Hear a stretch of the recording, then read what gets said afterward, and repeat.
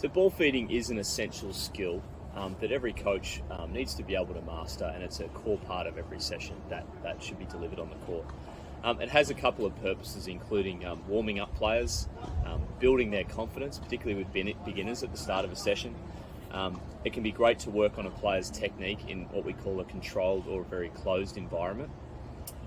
It can raise the intensity of a group by making players run for the ball, and essentially the coach can control the tempo of the class. And it's also great for developing racket speed with elite players.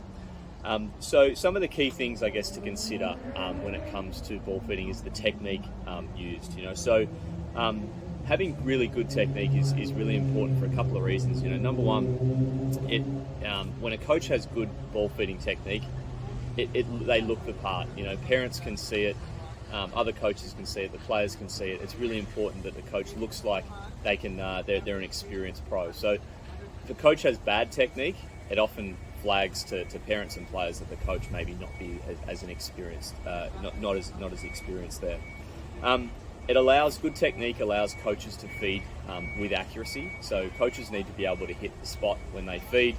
Particularly with beginners, they need to feed it right in the player's wheelhouse, which is super important.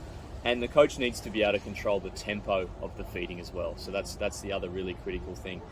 If you've got good ball feeding technique, which will be relatively similar to a forehand volley, just a bit of a punch with a continental grip, they're some of the things that coaches really need to keep in mind with technique.